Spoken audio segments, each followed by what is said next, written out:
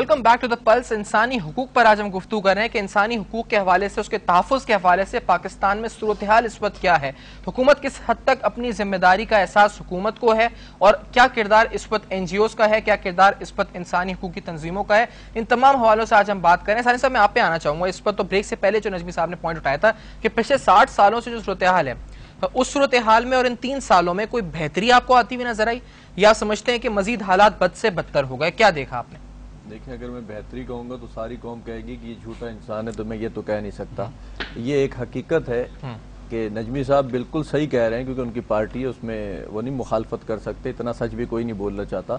लेकिन आज जितना बुरा हाल है, मेरा ख्याल है कि मैंने अपनी पैदाइश के बाद जब से होश संभाला था, तब से लेके आज तक मैंने ऐसा हाल कभी पाकिस्तान का नहीं देखा जो आज का हाल है।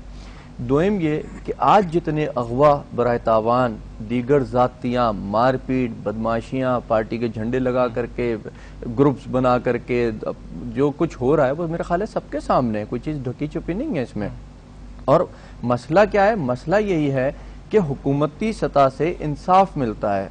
यहाँ हमारे यहाँ जब भी जमहूरियत आई है, हुकूमती सतह से जातियाँ हुई हैं पब्लिक के साथ। मार्शल्लाह को आज भी इस मुल्क की मेजॉरिटी इसीलिए पसंद करती है कि दुनिया कुछ भी कहती रहो, लेकिन हमारे यहाँ फिर इंसाफ मिलने की तवक्का होती है। नियत नजर आई इस पर? नियत नजर नहीं आई? नियत भी नहीं है, नियत नहीं है। मैं एक बात और इनके आगे लेके चलूं, जैसे इन्होंने सलमान तासिर साहब का कहा कि हम आज़ादी देते हैं, आज़ादी सहाफ़त, तो ऐसी आज़ादी का क्या फ़ायदा जब आप उसको तहफ़्फ़ुज़ नहीं दे सकते।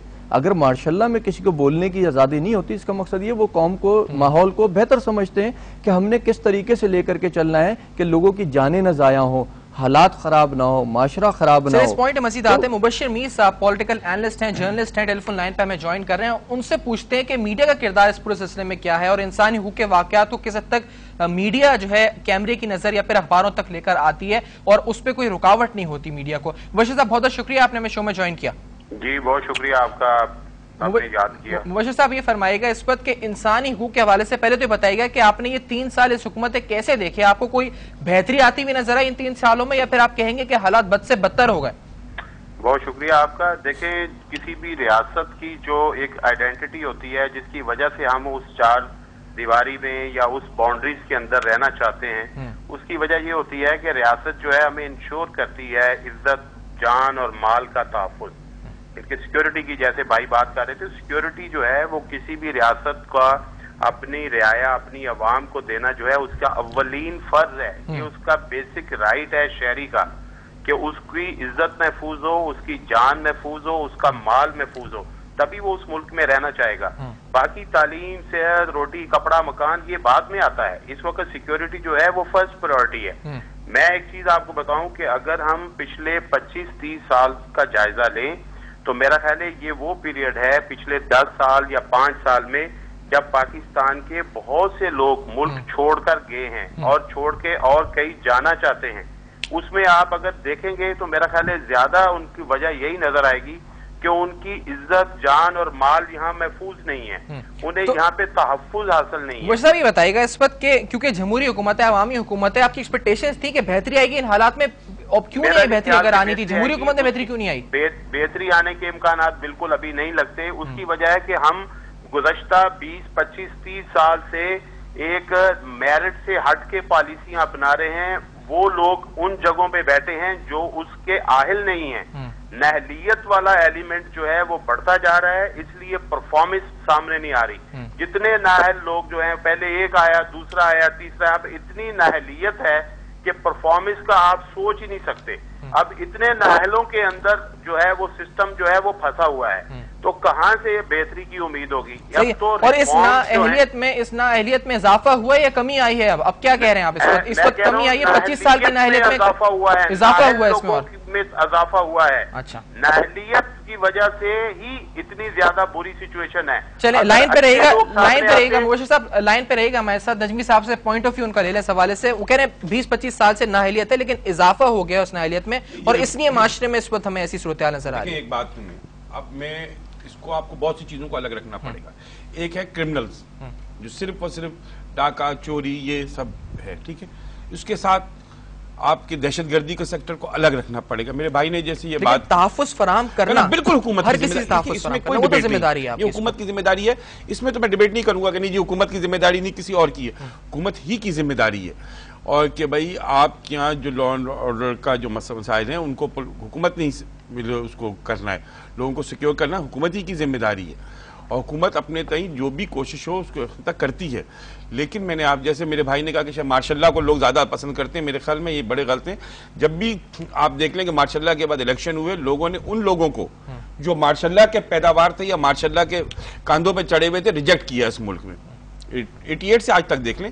اس لیے ان کو یہ اپنے اس پرسیپشن کو چینج کر لیں کہ ملک کے عوام ماشاء اللہ کو پسند کرتے ہیں یا فوجی حکومت کو پسند کرتے ہیں. پاکستان کے عوام نے ہمیشہ فوجی حکومت کی نفی کی ہے. سر پہ زبردستی بندوق لے کے کوئی بیٹھ جائے اور اس ملک کے پورے ملک کے عوام کا ہیومن رائٹ سب سے پہلا کہ وہ اپنی پسند کی حکومت منتخب کریں وہ چھین لے. مجھے بڑی حیرت ہوئی کہ ہیومن رائٹ ایکٹیوسٹ عوام پسند کرتی ہے، human right activist human rights کے لحاظ سے ماشاءاللہ میری بات ہے. مجھے بڑا حیرت بھی ہوئی، افسوس بھی ہوا کہ ایک ہیومن رائٹ ایکٹیوسٹ پوری قوم کے حقوق کو چھیننے والے کو بہتر کہیں تو آئی ڈونٹ نو یہ کس ٹائپ کے ہیومن رائٹس کرتے ہیں. سارے صاحب کیا واقعی آپ سمجھتے ہیں کہ عوام اس وقت پریفر کرتی ہے معاشرے کو؟ عوام پریفر کرتی ہے کہ معاشرے کو؟ میں ادھر ہی آ جاؤں گا کہ بولنے کی آزادی، اگر بولنے کی آزادی آج دے کر کے باہر نکلو اور گولی مار دی جائے تو ایسی آزادی اس قوم کو نہیں چاہیے. یہ میں نہیں کہہ رہا کہ ماشاء اللہ ہمارے ملک میں آنی چاہیے، یہ میں عوام کو بتا رہا ہوں جو سوچتی ہے. آپ کے نزدیک عوام آپ دیکھیے مسلم لیگ کاف آرمی کے ساتھ چل رہی تھی، اس کو اگر آپ ٹوٹل ووٹ دیکھتے ہیں تو اس کی آج بھی زیادہ ہیں.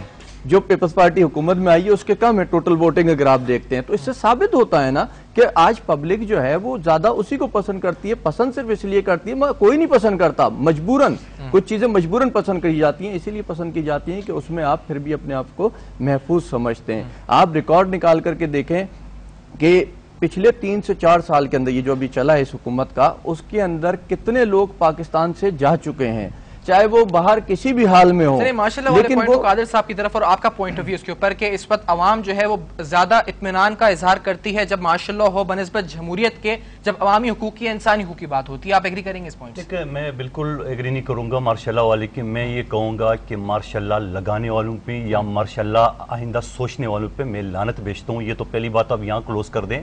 ماشاءاللہ میں ظلم ہوا ہے، ماشاءاللہ میں لوگوں کا خون بہایا ہے، ماشاءاللہ میں لوگوں کو پھانسیاں ہوئی ہے، ماشاءاللہ میں کوڑے لے گئے. ماشاءاللہ کہ آج بھی صورتحال ہے. ہماری پارٹی ہم کسی صورت پہ ماشاء اللہ کی حمایت نہیں کریں گے کیونکہ یہ پاکستان ایک عوامی یہاں پہ عوام ہے، عوام کو ایک اختیار ہے الیکشن کے ذریعے وہ کس کو کر لے.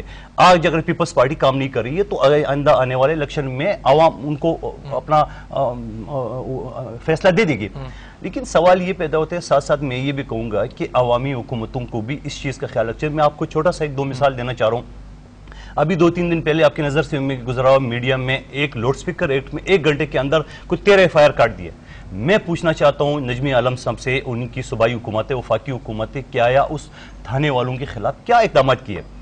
1 ہفتہ پہلے جو نا زمان ٹاؤن تھانے میں ایک پورے خاندان سمیت 1 سالہ بچے کے خلاف قتل کا 302 کا FIR درج کیے. میں پوچھنا چاہ رہا ہوں 1 سال کے بچے کے میرے پاس کیس ہے میں کروں.